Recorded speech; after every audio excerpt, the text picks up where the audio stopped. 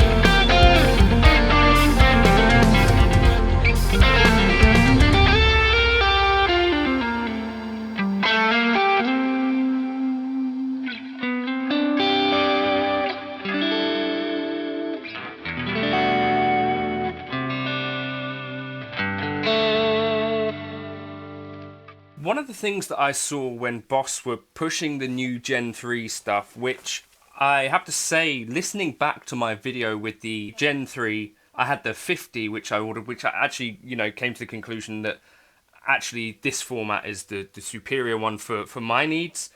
This is the head format. This is actually Mark II. Anyway, one of the things that I saw, initially I saw, I think, a Boss ad for it, talking about it being like a very well-liked amp, most popular amp, these kind of words.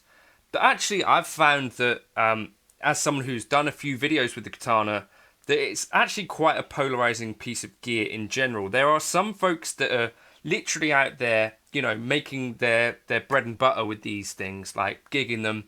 David Beebe used to gig one, and he would talk about it on the Guitar Hour podcast, and I think, what is this guy smoking? Yeah, then there's this other side of folks that are like, it's complete digital trash, worse than a Line 6 Spider, and these kind of things. And I feel like there's maybe like somewhere in the middle.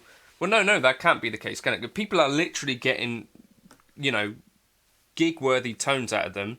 And I personally have had good kind of tones out of the Katana, gigging it live, using it as a pedal platform. So I wanted to do a video today just looking at it like I would look at any other amplifier that I was trying to get the best out of. And for me, in my bedroom at home, the best way that I can get tones out of an amplifier is to run it into a load box and then run an IR on it. And so I have Helix Native runs my IR, my cabs in this case. So it would be like a Mesa Boogie 4x12 with V30s with a U47 mic, and then also an E906 mic, then a little bit of delay, a little bit of reverb. That is how I've had the most enjoyable tones out of any amps. So I thought, what if we just dealt with this like it was a real amp? Let's get rid of all of the bells and whistles that make it a Katana. If I was demoing a real amplifier like the Marshall clone that I've got underneath this, or the Fender Pro Reverb, or the Vox style amp that I've got to the right of it, what I'd be doing would be going into a load box, because in that way I can actually get a real sense of kind of tones when the amp is cranked. And this is actually how I've found some of my favourite tones in general, right? But here.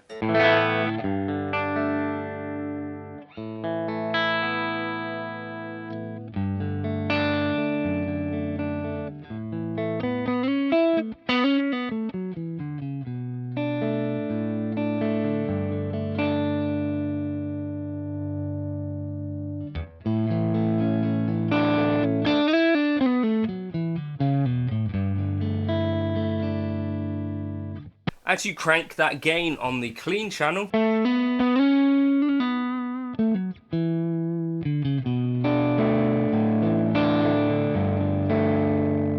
we are getting some breakup.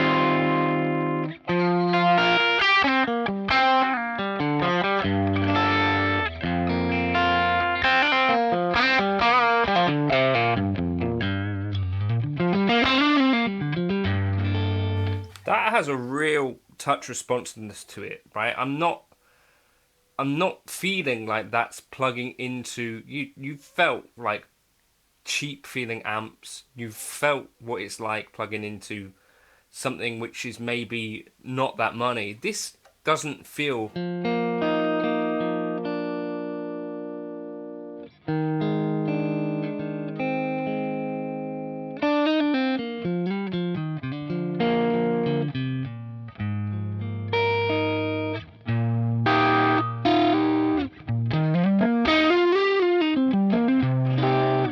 that feels really good under the hand. Variation.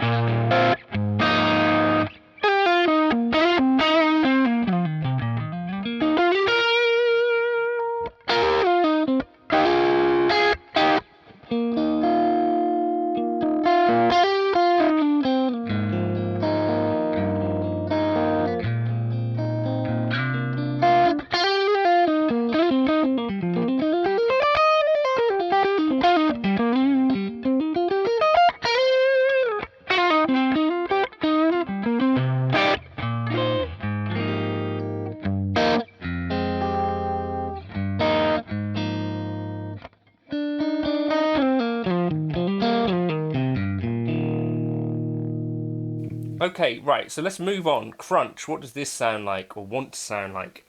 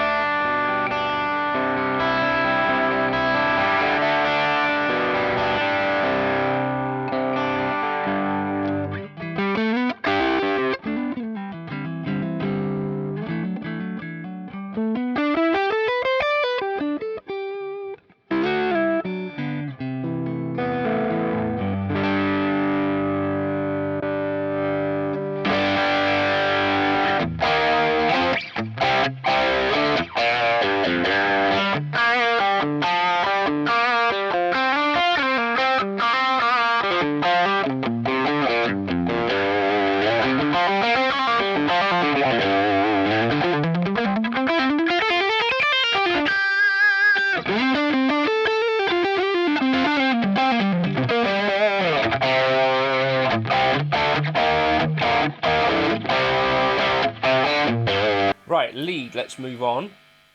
So lead will start kind of here.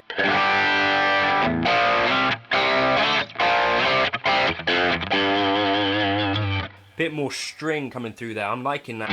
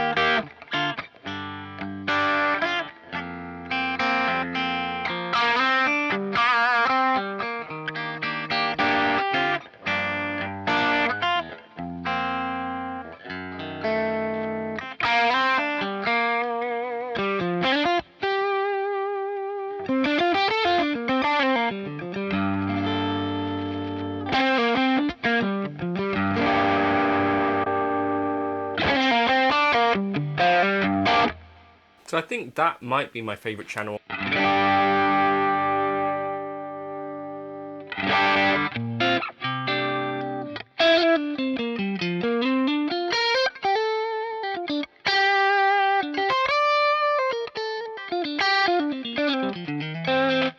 What else we got? We got the brown, so let's...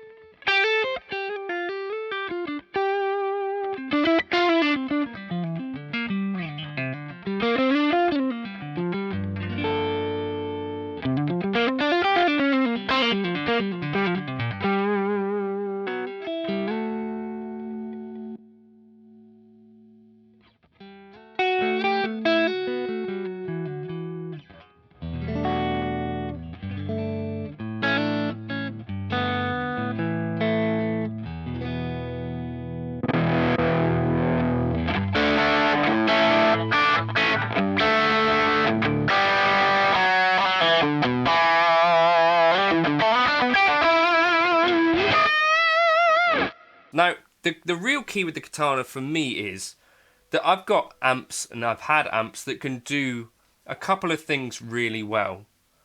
What tends to be the case with amps, right, is that they, because of the nature of valves, because of the nature of transformers, because of the nature of, tube amplifiers, it does tend to be the case that they are not all suitable for all occasions. As a case in point, I really love the sound of a JTM 45 blues breaker, sort of on 6, on 5, on 8, cranked, making a lot of noise, right? At least I think I like that. And then I had a blues breaker in real life. I never really got the volume past 1 or 2. It was far too loud. Similarly, I've got this JTM 45 inspired Dirty Shirley clone, and I have the opposite issue with this, whereby, if I wanted to take this to gig volume, actually getting enough clean enough tones out of it, I can't get those loud enough because it's been optimized to give you that edge of breakup kind of driven vibe, right? The classic Marshall thing. But to be able to do that at a lot of different volumes, the trade-off has been essentially that there's not a lot of clean tones within this amplifier unless you're going to back off with the volume knob. That's not what I need for a live gig. Things like Mesa Boogie do a pretty respectable job of this sort of thing. I've got a Fender Pro Reverb here. Once the volume is at 3, it's beyond gig volume. It turns out that it has amazing tone if you can crank it to 10, but obviously if I did that I'd be deaf. So this Katana I wouldn't necessarily say that any one thing it can do better than any tube amplifier. That's not what the argument is, I think, for most people using a Katana. But I think what a lot of people have recognised is that it can do a few things really quite well. And that's basically what I was thinking I wanted to try and experiment with this video. Also, I guess one of the questions that people have had around these videos is like, are you sponsored by Boss? Our boss asking you to make this video, were you paid to make this video? So I have been paid to make a video with the Katana head in the past. I got asked if I would make a tone set for the Boss Tone Exchange, for which they paid me and they sent me this. However, I also, most recently, had a situation where I got sent a piece of gear and they asked if I would, edit the video and talk about it in a more fair light. And I'm not really that interested in that. I don't think that's what you're watching the channel for particularly. So I wouldn't talk about the Katana in glowing terms at all if I wasn't actually genuinely believing that actually, for the money, this is a really decent piece of gear. There are other amplifiers that I've tried that I don't think I would get as much out of gigging them live. An orange Rockaverb for the situations that I play in, not as appropriate as a Katana. I had a Mesa Boogie Subway Blues. I would gig this over that every day of the week. There's loads of pieces of gear that I've had. I've demoed a couple of Victory amplifiers. I think, honestly, I prefer this to that. To me, I think the Katana does stand up quite well with a bunch of gear. I did compare the clean channel of this with a Fender Vibe Reverb. That's like a $3,000 amplifier, custom shop amp, through the same speaker, and I felt like both of those did a thing. So for me personally, as I see people, leaving comments saying like it's digital trash, they're probably doing it on this video too. Either I'm completely deaf, which could be that for sure, or there is some real value to what the Katana can do. And I'm not saying that it would, knock a plexi out of your studio, but could you actually gig a plexi? Maybe. Can you get it to do that roaring plexi thing in a practical way on a gig? I don't know. Maybe you can, maybe you can't. I think for 99% of people actually out there gigging, a plexi is not necessarily on 10 going to be the thing that they can actually do. The practical reality of life is that maybe a Boss Katana is absolutely fine for a lot of gigs. I think that's kind of like my honest take on the Katana is that, like probably a lot of people, what I would expect from this is not necessarily what actually comes out of it. And when I plug it in and compare it in the low box to amps, you know, it does really well in general. I think because there's so much choice in here, generally you're going to be hearing tones with extra stuff on them, like reverb, delays, the boosters and stuff. Does the amp modeling in here actually stack up pretty well to real world alternatives? I think it actually kind of does. Does it have to be a tube amp or a digital modeling amp? No. There are in-between solutions, just solid-state amplifiers, a Roland JC120, a Quilter Labs type of amp. There's plenty more ways to skin the cat, but the Katana, the head version, like £400, 100 watt, can do your practice amp thing.